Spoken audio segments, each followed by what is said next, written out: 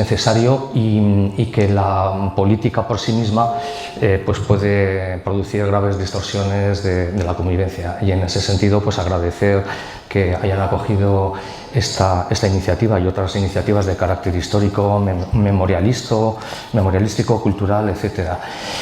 Comentaros que en la primera presentación María ha comentado que tanto Javier como yo somos historiadores. Ha sido realmente súper generosa. Javier es un gran historiador, yo soy un agitador cultural. Escribo de lo que buenamente intento entender, intento investigar. Pero bueno, habéis tenido la suerte de que un verdadero investigador académico del mundo de la universidad nos haya contado tantas cosas de nuestros hermanos guipuzcoanos, vizcaínos y alaveses. Y bueno, si esto hubiera sido un concierto de rock, pues se habría montado muy mal, porque primero debe hablar el telonero, es decir, habría tenido que hablar yo primero, y en segundo lugar tendría que haber hablado la estrella, que es Javier Barraicoa. Pero también pensamos que por personas que se tenían que ir antes de tiempo, que estaréis un poquito más frescos ahora, porque claro, la mañana va avanzando, hace calor, nos vamos cansando, los nombres, las fechas, las emociones se acumulan, uno se termina cansando y entonces pues pensamos que mejor Javier primero y ya para remataros pues un servidor. Efectivamente, el pasado 26 de junio comentábamos, y estábamos una parte de los aquí presentes juntos, comentamos que tras la batalla de Noain, Navarra quedó integrada en la monarquía hispánica en la plenitud de sus fueros en un pacto de igual a igual con Castilla. Y la consecuencia fue que los siglos XVI, XVII y XVIII fueron una formidable edad de oro para Navarra. Pero la batalla de Noain tuvo unas pequeñas secuelas. Guillermo Bouffier, que era el almirante de Francia y que era quien lideraba el ejército francés, en su retirada dejó una pequeña guarnición de unos 2 centenares de hombres al mando de Jaime Velá de Medrano en el castillo de Maya, en euskera Amaiur, en el valle del Baztán. Les prometió que pronto volvería a rescatarlos y a recuperar el reino, lo que no tuvo lugar nunca. En esa situación de abandono, esa pequeña guarnición se dedicaron al saqueaje, porque necesitaban comer, llegaron a saquear la villa de Sant Esteban y deportaron a algunos de quienes consideraban enemigos de su causa, que fue el caso del mismísimo alcalde de Elizondo, Juan de Iturbide, que moriría preso en el Bearn, en dominio francés. Los lugareños reclamaron atención a Pamplona porque estaban cansados de aquellos desmanes y desde Pamplona se organizó un ejército de unos 3.000 hombres, mayormente navarros y castellanos, especialmente guipuzcoanos, un grupo de los cuales eran expertos en la colocación de minas. Contaban también con una docena de cañones, la mayoría requisados a los franceses en la batalla de Noain. Bien, pues tras acampar en Elizondo, el día 16 de julio de 1522, tuvo lugar un primer ataque que fracasa. Tras ello, al día siguiente colocaron una mina en la base del castillo, labor que desarrollaron los guipuzcoanos. Por el boquete provocado por la mina, entraron las tropas imperiales, que tras una deliberación de los mandos respectivos, acordaron la rendición a cambio de conservar vidas y libertad. Con todo, algunos de los aristócratas que allí se rindieron se presentarían en la localidad de Fuenterrabía todavía en manos franceses por unos meses. Es un episodio que mencionaremos un poquito más tarde.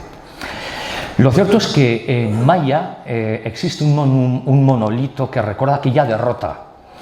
Recordemos que la imagen de dicho monolito ha sido recuperado este mismo año por Sortu en su celebración de la Berreguna en Pamplona, porque ellos quieren atribuir una genealogía a sus pretensiones políticas en unas supuestas causas históricas remotas que evidentemente no existen y a lo sumo distorsionan.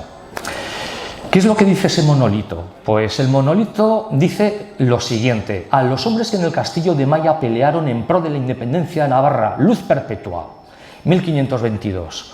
Juan de Orbara, abad de Urdax, Jaime Velá de Medrano, alcaide del castillo de Maya, Miguel de Jasso, señor de Xavier, Luis Velaz de Medrano, Juan de Jasso, Víctor de Mauleón, Juan de Aguerre, de Chalar, 1922. Navarra agradecida a los postreros defensores de la independencia de Navarra, 1522-1922. Bueno, vamos a ver si esto es verdad. Según los actuales historiadores y la Vulgata nacionalista, se produjo una masacre. Fueron miles los navarros que habrían sido masacrados en Noain, en Maya, sus líderes perseguidos, masacrados, exterminados. Bueno, pues vamos a ver qué fue de estas personas cuyos nombres figuran como ejemplo de heroica resistencia. Bien, Juan de Orbara, abad del monasterio de Ordax, se acogió al perdón general de 2 años después. Y en 1526 ocupará su asiento en el banco eclesiástico de las Cortes del Reino celebradas en Pamplona en aquel año. Miguel de Jasso, señor de Javier y hermano mayor del futuro santo San Francisco, fue condenado a muerte, pero tras jurar fidelidad al emperador Carlos en Burgos, le fueron restituidos todos sus títulos, privilegios y su propio patrimonio. En dicho juramento fue secundado por su hermano, el capitán Juan de Jasso, condenado a muerte en rebeldía, quien había cambiado el orden de sus apellidos por Juan de Azpilicueta. Víctor de Mauleón, señor de Aguinaga, fue indemnizado por los daños sufridos en su patrimonio a lo largo de toda la guerra. Juan de Aguerre, notario y de Chalar, no fue mencionado en el perdón general del emperador. Seguramente siguió los pasos de su amigo Juan de Orbara. Lo cierto es que ningún documento indica que fuera represaliado en ningún momento. Es interesante ver qué sucedió a Jaime Velá de Velasco, que era el alcaide de la fortaleza, y de su hijo. Al parecer fue el único que se resistió a la rendición. En el momento de la deliberación tuvo que ser reducido por sus compañeros conmilitones, porque evidentemente le dijeron: no te empeñes que nos van a matar a todos, cabezón. Bien, los nacionalistas aseguran que fueron asesinados poco después en Pamplona. Sin embargo, no hay documento escrito que lo acredite. Es más, Pello Monteano, uno de los divulgadores, de los historiadores más prolíficos de la nueva jornada de historiadores nacionalistas, asegura en uno de sus estudios recientes que no existe prueba alguna de que fuera asesinado el hijo. Y en el caso del padre, ante la ausencia de documentación, la teoría más posible es que habría sido liberado. Lo cierto es que el asesinato de ninguno de ellos tenía ningún sentido, porque tanto el virrey de Navarra, conde de Miranda, como el propio Carlos V estaban empeñados en una rápida y eficaz pacificación del reino tras el largo y triste periodo de las guerras civiles navarras entre agramonteses y beamonteses y las pretensiones francesas. Lo cierto es que Navarra no sufrió una represión en absoluto comparable, por ejemplo, a la que sufrieron los comuneros en Castilla unos meses antes. Bien, pues 14 meses después de la rendición de Maya, el día 9 de octubre de 1523, el emperador renueva su juramento de los fueros navarros, que ya habían sido jurados en su nombre por el virrey de Navarra, comprometiéndose a conservar a Navarra como reino de por sí. Poco después, el 15 de diciembre, decreta un primer indulto al que se acogerá la mayor parte de los nobles rebeldes, salvo un grupito encabezado por el mariscal Pedro de Navarra, que se había unido a los franceses en la localidad de Fuenterrabía, que era el último reducto de los franceses en España en ese momento. Bien, recordemos que Enrique de Albet Foix, el pretendiente derrotado en esta guerra, era un súbdito, un mero súbdito de Francisco I, y la prueba de que era un mero súbdito es que, al igual que su rey, Francisco I, ambos fueron hechos prisioneros por las tropas imperiales en la batalla de Pavía. Y no defendiendo una Navarra irredenta, sino defendiendo los intereses del rey de Francia en la Italia española de entonces. Bien, en el contexto geopolítico de la época, pues el emperador Carlos V no podía permitir que una cuña enemiga francesa permaneciera en territorio peninsular, por lo que ordenó su reconquista. De tal modo, el 27 de febrero de 1524, la guarnición francesa, unos 3.000 hombres, capitulan sin presentar combate. Quedó un grupo de irreductibles, que eran el grupo de agramonteses y sus sirvientes, que allí se habían refugiado a las órdenes de Pedro de Navarra. Pero 2 días después se rinden pacíficamente, entregando la villa al condestable de Castilla, Íñigo Fernández de Velasco. Poco después, el 29 de abril de 1524, Carlos V firmó la Real Cédula de Perdón General, una amnistía general de la época para todos los navarros que habían permanecido en Fuenterrabía en servicio del rey de Francia, citado literalmente, pero que también comprendía a quienes permanecieran en rebeldía y se encontraran incluso fuera de Navarra. De esta manera, Navarra alcanzaba la paz, una paz plena que la acompañó durante varios siglos. Entonces, la pregunta que tenemos que hacernos, ¿dónde tuvieron lugar esas presuntas matanzas, represalias y feroces persecuciones de las que tanto nos hablan los nacionalistas? Pues es evidente dónde, en su imaginación. El día 3 de mayo de 1524, pues al estilo de nuestros antepasados, con toda pompa, boato y ceremonial, se celebró en Burgos el juramento de lealtad de los indultados. Allá Francisco de los Cobos dio fe, el texto es una preciosidad y voy a resumir, voy a mencionar solo los nombres porque es interesante recordarlos, porque ahí estaban todos los rebeldes, todos estos rebeldes que iban a morir, todos los rebeldes que iban a defender supuestamente a Fualbre, todos los rebeldes que conforme al imaginario nacionalista serían los protonacionalistas, los salvadores de la conciencia colectiva de la Navarra irredenta, pues estaban todos ahí. Pedro Navarra, el que estaba en Fuenterrabía, Mariscal de Navarra, Francisco de Navarra, su hermano, Antonio Enrique de Ablitas, Francés de Espeleta, Miguel de Xavier, Martínez de Rada, el gran doctor prior de Ujue, el procurador León de Espeleta, Gaspar de Espeleta, Juan de Urrutia, Víctor de Mauleón, Juan de Azpilicueta, Petri Sanz, Arano de Orza, Berzol del Vallo, Juan de Ganuza, Juan de Eraso, Pierres de Zozaya, etcétera, etcétera, etcétera. Acataron todos, pero no habían protagonizado hasta la muerte un comportamiento ejemplar, imperecedero y a imitar. Seamos justos y no hagamos leña del árbol caído. Conforme las alianzas cambiantes de la época, todos ellos actuaron en consecuencia.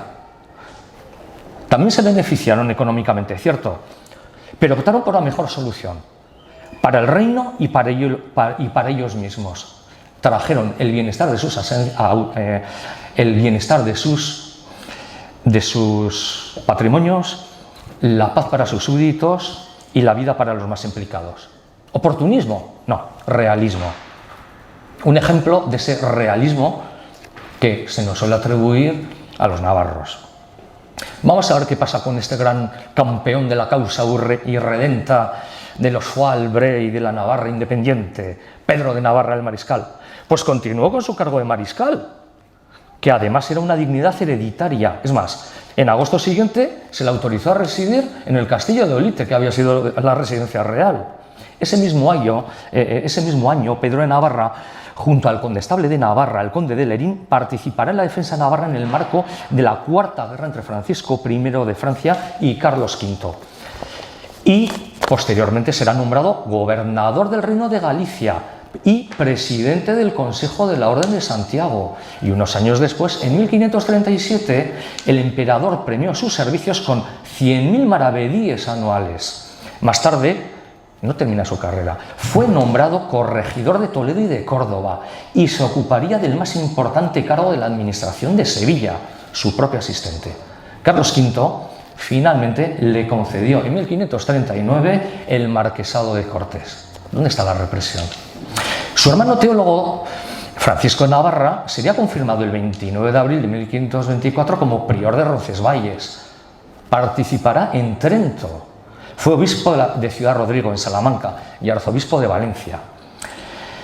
Alonso de Peralta y Carrillo, otro presunto irredento, conde de Sant Esteban, fue restituido de todas sus dignidades y propiedades, y dado que había sido nombrado condestable de Navarra por Juan de Albret, en su lugar y en compensación se le nombró marqués de Falces. Bien, Remiro de Goñi, excluido del perdón de 1523 porque estaba desaparecido y no se venía diálogo de ningún tipo, pues regresaría después, ojo, recuperando su cargo en el Cabildo Catedralicio de Pamplona. Ya hemos mencionado a los hermanos de San Francisco, pues Juan de Jasso permaneció como consejero real de Navarra. Y otros muchos ilustres de la época, de las grandes familias navarras, fueron beneficiados por diversos títulos y procedencias, como fue el caso de Martín de Rada y de tantos otros. Es evidente que con tan generosas medidas las querellas entre agramonteses y beamonteses finalizaron por completo. Por su parte, las pretensiones francesas sobre Navarra fueron neutralizadas definitivamente, pero no solo fue la aristocracia navarra la que salió beneficiada con su reincorporación a las Españas, no, fue el pueblo llano quien disfrutó por fin de los frutos de la paz, tras décadas de guerras, pillajes y sufrimientos. Pero todo ello a los nacionalistas les resulta indiferente. Según ellos, habría iniciado una resistencia navarra, una resistencia que objetivamente no se encuentra en ninguna parte, en ningún documento, en ningún linaje. Pero esa falta de hechos la suplen con ocurrencias, invenciones y anécdotas elevadas a la categoría de hecho político con la perspectiva de determinadas ideologías totalitarias de hoy. Por ejemplo, pretender que la tradición del contrabando de los valles navarros fronterizos con Francia enlazaría con un presunto resistencialismo frente a la monarquía hispánica, como se ha publicado en un libro recientemente, semanas atrás, es simplemente absurdo. No se sostiene en modo alguno. Allí donde existe frontera, siempre existirá la tentación de lucrarse y de buscar fórmulas crematísticas, en Navarra y en cualquier otro lugar fronterizo del mundo. Ciertamente la historia, los hechos, la objetividad es indiferente al nacionalismo. ¿Por qué? Porque España le sobra, les enerva. Y ya sea la España de hoy o las Españas, como le llamaban nuestros antepasados, o la monarquía hispánica de siglos atrás. Vamos a remontar nuestros pasos, vamos a ir a los orígenes y para entender cómo Navarra se engarzó en la hispanidad, pues tenemos que remontarnos pues a la primera España, a la España romana. Bajo Roma, la península ibérica, España, alcanza conciencia de sí, generando una sociedad mestiza, estructurada en torno a las calzadas romanas y a las ciudades que levantaron o resucitaron, muchas de ellas al calor de los legionarios ya licenciados. Con los godos, la religión católica unifica España a partir del Tercer Concilio de Toledo, una fecha fundamental en la historia de España. Hispanorromanos y visigodos, en una buena simbiosis étnica y cultural, alumbrarán de esta manera la nación más antigua de Europa, España.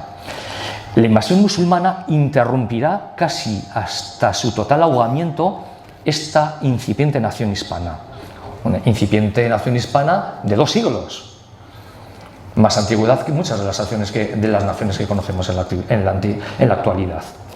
Bien, pues los cristianos resistentes del norte organizarán diversos reinos con el recuerdo de la Hispania perdida y con el motor de una fe religiosa compartida frente a los extranjeros árabes, bereberes y egipcios. Y por eso debemos mencionar, aunque sea de pasada, que frente a los tópicos de la leyenda rosa de la supuesta convivencia entre las 3 religiones en Al-Ándalus, recordemos un único dato. Cuando los reyes católicos entran en Granada, los mozárabes, es decir, los cristianos que tenían que estar allí, que tenían que vivir pacíficamente con judíos y musulmanes, ¿dónde estaban? Pues no estaban ya. Habían desaparecido por completo 200 años antes. En los intentos de restauración, de recuperación de esa Hispania de los orígenes por nuestros antepasados cristianos de la Edad Media, pues hubo navarros, reyes y eclesiásticos que jugarían un papel decisivo. Sancho III Garcés, el mayor, rey de Pamplona y conde de Aragón, ya en el siglo XI se elevó por méritos propios sobre los demás reyes y condes cristianos en un ejercicio de autoridad y prudencia por lo que sería conocido como Rex Hispanorum.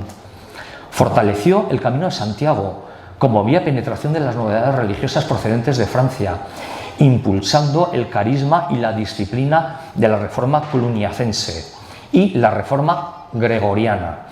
A tal fin, la colaboración del catalán Abad de Ripoll Oliva, el jefe de Javier, fue decisivo y nombraría a otro catalán, Bernardo, como primer obispo de Palencia. El cronista francés Rodulfus Glover le menciona por entonces como Sancho Rege Navarria Hispaniarum, a saber, Sancho Rey Navarro de las Hispanias. Cuando en 1034 fue coronado con el título de rey de León, se hizo llamar Rex Dei Gratia Hispaniarum, que significa por la gracia de Dios, rey de los españoles. En los documentos del burgalés monasterio de Oña, donde fue enterrado junto a los últimos condes castellanos, porque además su mujer era castellana, se le llama Sancius Gratia Dei Hispaniarum Rex. ¿Dónde queda entonces el supuesto vasquismo que algunos propagandistas le atribuyen, elevándole incluso un monumento en Fuenterrabía y titulándolo Rey de los Vascos? Años después, el arzobispo de Toledo, nacido en Puente la Reina, Rodrigo Ximénez de Rada, historiador, diplomático y teólogo, predicará con éxito la cruzada en 1212, que culminará en la decisiva batalla de las Navas de Tolosa, que tuvo lugar en Jaén. O sea, no tuvo ni en Noain, ni en Tudela, ni en la llanura de Vitoria. No, se fueron hasta Jaén los navarros. Bien, pues en la batalla de las Navas de Tolosa, aunque con un contingente militar escaso, pues otro rey navarro, Sancho VII el Fuerte, desempeñó un papel tan relevante como simbólico. Este teólogo, este arzobispo, Rodrigo Ximénez de Rada, fue autor también de una crónica histórica titulada De Rebus Hispaniae, de las cosas de España, conocida como Historia Gótica, que recogía la historia de España de sus orígenes hasta 1243. No realizó una historia de los navarros, una historia de los vascones, una historia de los bárdulos, caoristas, autrigones y cántabros. No, una historia de los españoles, y en 1242. Bien, pues a partir de 1521, con todo el bocadillo que he sometido de la batalla de Noain, la resistencia presunta de Maya y el episodio muy interesante de negociación y realismo de Fuenterrabía, pues a partir de 1521 la aportación navarra a las empresas de la monarquía de España, las Españas o simplemente España, como os guste, fue formidable. ¿Y de qué manera? Pues por medio de su principal capital, el capital humano. Me voy a limitar a recordar a algunos de los personajes más ilustres, solo mencionándolos de nombre. Empezaremos por el siglo XVI a XVIII. Sí, bien. Vamos a empezar mencionando a Jerónimo de Allanz, conocido como el Leonardo da Vinci español. Recordemos al economista Diego Cruzat y Pérez de Jasso, el astrónomo Francisco Vicente de Tornamina, el poeta y músico Jerónimo de Arbolancha, el escritor Antonio Eslava, Juan de Goyeneche y Gastón, fundador de Nuevo Baztán en Madrid, economista y constructor, Jerónimo de Ustari y Armiaga, comerciante y uno de los más importantes escritores mercantilistas de la época. Recordemos que el ámbito de la administración real, por aquellos años, en ese ámbito, decir que se era de Navarra era sinónimo de honradez y emprendimiento y lealtad. Pero no solo en la administración brillaron los navarros, también brillaron en la América española. Pedro de Ursúa, militar y aventurero en busca del dorado. El gobernador del nuevo reino de Granada, Miguel Díaz de Armendáriz. El defensor de Guatemala frente a los ingleses, Melchor de Mencos y Medrano. Otro Mencos, Martín Carlos de Mencos y Arbizu, gobernador de Guatemala. También el capitán general del nuevo reino de Granada, el tafallés Gabriel de Mencos y Arbizu. Un pamplones, José de Armendáriz y Perurena, capitán general y virrey del Perú. Martín de Arzúa y Arizmendi, gobernador de las Islas Filipinas. Sebastián de Eslava y La Saga, virrey del nuevo reino de Granada y primer marqués de la Real Defensa, por su actuación en la batalla naval de Cartagena de Indias. Agustín de Jáuregui y Aldecoa, virrey del Perú en la segunda mitad del siglo XVIII. Hombres de religión. Empecemos, como no, por San Francisco Javier, de quien su mayor biógrafo, el jesuita Recondo, aseguró que no había indicio alguno escrito de que fuera vascoparlante, a pesar de las leyendas desvergonzadas de los panvasquistas. Otro eclesiástico de la época, Bartolomé de Carranza, arzobispo que vivirá el Concilio de Trento. Martín de Azpilicueta de Barasoin, jurisconsulto, catedrático y canonista que falleció en Roma, uno de los grandes docentes de la universidad del siglo aquel. El beato Juan de Palafox y Mendoza, de Fitero, arzobispo de Puebla, en la Nueva España, en México, y arzobispo en Burgo de Osma, y a su vez gran mecenas de las artes. Tiburcio de Redín y Cruzat, que fue guerrero en África, en el Mediterráneo, marino militar en el Caribe y en el Atlántico, y finalmente capuchino, impulsor de su extensión por el África Negra y otros territorios. Otro religioso, Cipriano Barace de Isaba, misionero jesuita, mártir en Bolivia, por cuyos méritos una ONG de las más potentes de la América hispana de hoy, de tendencia claramente antiglobalización, lleva su nombre, por algo será. Hombres de armas. Bueno, pues uno de los mayores ingenieros de la época al servicio de las armas españolas fue el roncalés Pedro Navarro. Más navarros, Marcos de Isaba, el primer y principal escritor de los tercios de Flandes. Antonio de Leiva, gobernador de Milán. Sancho Martínez de Leiva y Ladrón de Guevara, marino y militar al servicio de Carlos V y Felipe II. Jerónimo de Ayán, Garro y Javier, defensor de la frontera española frente a los franceses. Martín de Redín, virrey de Sicilia y gran maestre de la Orden de Malta. Francisco Ignacio de Mencos Ayánz de Navarra y Arbizu, uno de los grandes protagonistas de la Guerra de Sucesión, en el que España cambia de monarquía. El gran ingeniero militar, natural de Lumbier, Silvestre Abarca y Aznar. Manuel de Guirior y Portal, teniente general de la Armada, virrey del Reino de Nueva Granada y del Perú. Esta es la relación de navarros, de los más ilustres, que prestaron servicios a la monarquía hispánica. Que se me diga un solo navarro que prestó servicios a la Navarra irredenta, a la Navarra protonacionalista o a ningún delirio parecido. No los encontrará.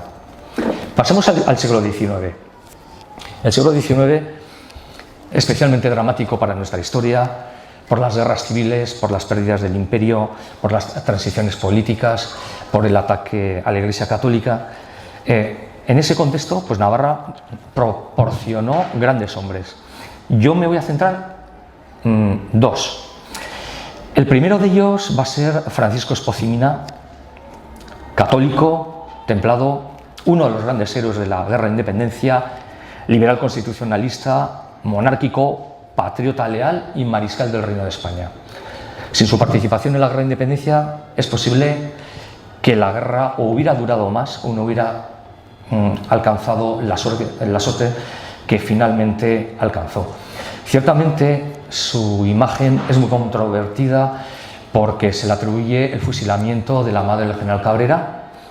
Sin embargo, se olvida que fue el propio Espoz-Mina quien se encargó personalmente de que la hija de Zumalacárregui, que permanecía como rehén en un convento en Pamplona, fuera liberada y entregada a su hermano canónigo en las afueras de Pamplona para que volviera con su familia en Guipúzcoa. Y en relación al fusilamiento de la madre Cabrera, hay que recordar que Espoz-Mina no ordenó su fusilamiento. En la ciudad de Tortosa hubo una de tantas conspiraciones en el que un grupo de ciudadanos intentó entregar la localidad al servicio del pretendiente cuando estaba en dominio liberal. El complot fue descubierto, fueron juzgados sumariamente y fueron fusilados todos sus participantes. Es ahí cuando Espoz-Mina participa firmando la sentencia de muerte. Pero de ahí a decir que la fusiló por especial inquina contra el carlismo, contra el general Cabrera, es una enorme mentira y creo que era importante sacarlo a relucir. En relación a Espoz-Mina, muy cerca de aquí además nació un sobrino suyo que en cierto modo es un cierto contrapunto y que quiero extenderme un poco porque también sobre este personaje existe una leyenda panvasquista del todo absurdo. Bien, en la entrada del pueblo de Otano, muy cerquita de aquí en la Sierra de Alaiz, hay un monumento dedicado a Francisco Javier Mina y Larrea, conocido como Javier Mina o Mina el Mozo, que era sobrino del mariscal. Bien, pues en ese monolito hay una cabeza de águila, una estrella y un lauro girando hacia la izquierda. La estrella sería una invocación a la patria independiente y el lauro girando a la izquierda pues proporcionaría su carácter funerario. El significado tradicional: girar a la derecha vida, girar a la izquierda muerte, totalmente indiscutible por otra parte. Sin embargo, con la mentalidad, con la cultura, con los tópicos que tenemos, cuando uno se planta delante de la estatua, uno piensa, anda, si esto parece este señor, ¿qué sería? ¿Algún antecesor del nacionalismo vasco? Pues no, este señor ayudó a México a alcanzar su independencia, pero él jamás tuvo ningún tipo de ideaciones de carácter ideológico nacionalista. Sin embargo, la manipulación del personaje ya viene de lejos. Los nacionalistas, cuando tuvo lugar el 200 aniversario del nacimiento de Javier Mina, organizaron varios actos en Otano y también en Pamplona. Y en Pamplona los actos los dirigió Joseba Asirón, alcalde abertzale de Pamplona, y presentaron a Xavier Mina, le cambiaron hasta el nombre, como un gudari euskaldune internacionalista. Pero esta instrumentalización viene ya de antes. En 2008, en la Ciudad de México, tuvo lugar unas jornadas culturales tituladas Javier Mina y el País Vasco. Ah, pero si era navarro. Bueno, y el cartel, ¿en qué consiste el cartel? Pues era Javier Mina y una icurriña que cubría el resto del cartel. Por favor, si cuando Javier Mina ni siquiera existía el PNV, si los hermanos Arana no habían nacido y todavía no habían tenido la calentura de inventarse la icurriña. Es decir, las manipulaciones vienen de lejos. Javier Mina, este sobrino, nació en 1789, el año de la Revolución. O en Idócin o en Otano, no es del todo seguro. De familia de agricultores pudientes, estudió en el Seminario Pamplona, continuándolos en la Universidad de Zaragoza, y participó en la sublevación de Zaragoza contra los franceses, así como en los dos sitios de la ciudad a las órdenes del general Palafox. En mayo de 1809, el general Ayzaga le encargó la creación de una guerrilla en Navarra que se denominaría Corso Terrestre de Navarra. Jefe indiscutible del Corso, contaría con el apoyo, entre otros, del prior de Ujue, quien le proporcionó víveres y dinero para sus numerosos voluntarios, así como lo que era fundamental en la época, como una eficaz red de espías a su servicio por toda Navarra. Alcanzó algunos éxitos militares en Puente la Reina, la zona de Estella y en los bosques del Carrascal, lo que provocó la reacción francesa comandada por el general Aspir a las órdenes del mariscal Suchet. A lo largo de 1810, a pesar de ser perseguidos por los franceses, todavía cosecharon algunos éxitos en Maldizarbe, Aibar, Caparroso, incluso en Ejea de los Caballeros. Perseguido y refugiado en Labiano, sería hecho prisionero por los franceses el 29 de marzo de 1810. ¿Y se libró del fusilamiento? Pues porque pudo contar con esa costumbre también muy navarra de la recomendación. Tenía un grupo de amigos afrancesados que lograron la conmutación de la pena de muerte y su internamiento en un castillo militar en el sur de Francia. Sería deportado en el castillo de Bizanz, donde algunas fuentes consideran que sería iniciado en los misterios de la masonería. Otros atribuyen su iniciación en la orden masónica a su estancia en Inglaterra. Lo cierto es que termina la guerra y regresa a España uniéndose a su tío Francisco Espoz y Mina, que era el máximo líder victorioso de la guerrilla en Navarra y una de las personalidades más importantes del momento y de mayor popularidad. Pero tanto el tío como el sobrino fracasaron en la búsqueda de reconocimiento por sus méritos ante la corte de Fernando VII, lo que les arrastró a un intento de pronunciamiento liberal que tuvo lugar el 25 de septiembre de 1814, lo que provocó el exilio de ambos. El tío se queda en Francia y, sin embargo, el sobrino Javier Mina pues emigra a Inglaterra. De Inglaterra pasa a Estados Unidos porque se sumó a una expedición que, financiada por los británicos, pretendía la secesión mexicana de España. Un hecho que fue muy criticado por su tío en sus memorias, en el volumen 4, por entender que no había nada peor que volverse contra la madre patria, hasta el punto que le dedica la siguiente frase: mi sobrino hizo lo peor que puede hacer un patriota, fue un desgraciado por ello.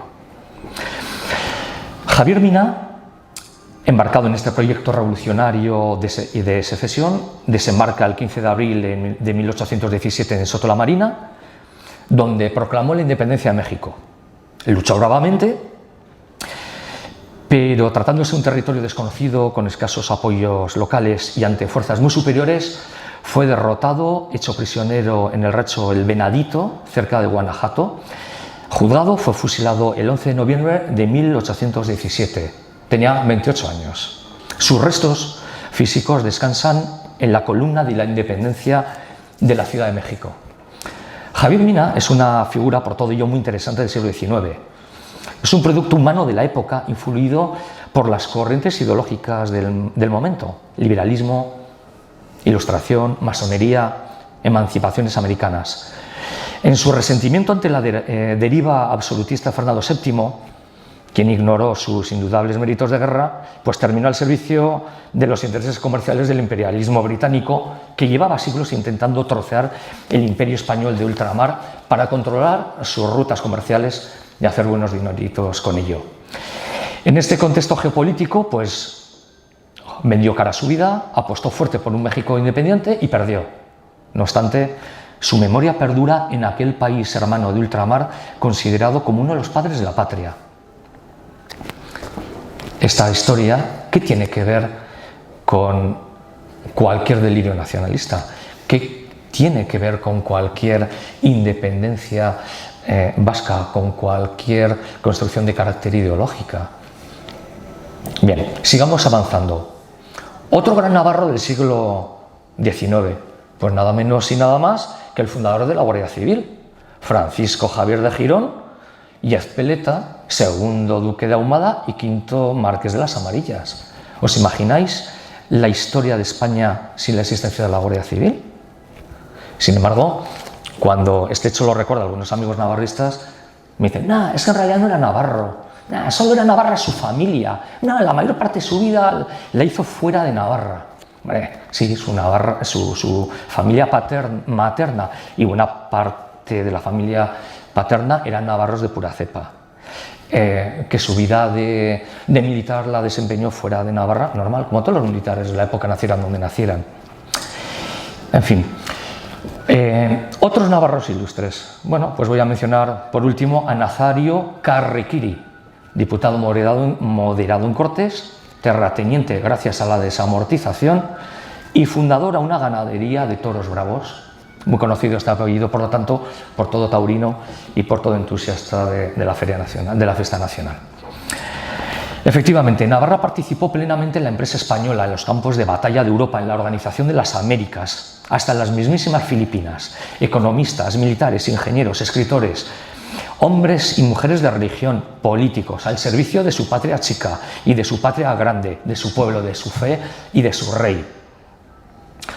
Pero no termina ahí la aportación de Navarra a España, porque en el siglo XX, recordemos que mientras los hermanos vascos, entre comillas, Ramiro de Maeztu, Monseñor Zacarías, redescubrían e imaginaban la hispanidad, desde la teoría, desde planteamientos de carácter doctrinario, historiográfico, pues dos navarros surcaban las aguas en una de las más singulares gestas aeronáuticas de la época, confirmando de esta manera que la vida precede a la teoría y que la realidad se impone a las falsificaciones.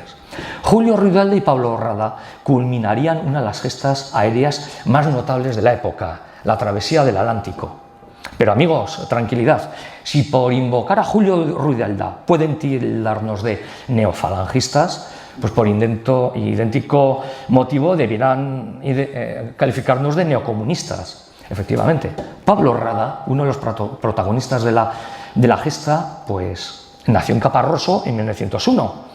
Revolucionario desde chavalín, participó en una huelga de la azucarera del Ebro y, adoctrinado en ideas afines al comunismo, pues optó por ingresar como mecánico en la aviación, un lugar en el que recalaron numerosos revolucionarios de la época.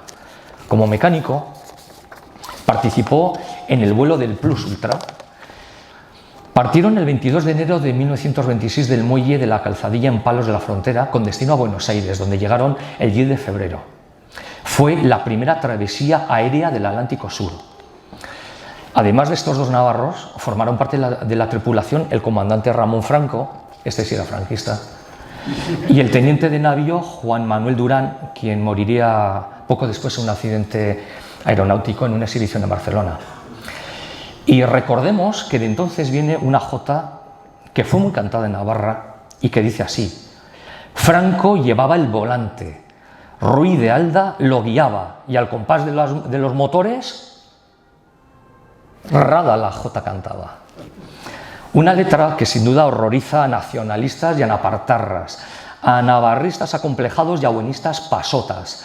Y es que era un republicano masón, un falangista de Navarra y un comunista que amaba Navarra y España, que las amaban desde la pasión, la fidelidad a su pueblo y desde su vocación militar. Y por todo ello no los quieren reconocer, por todo ello quieren que su memoria sea olvidada.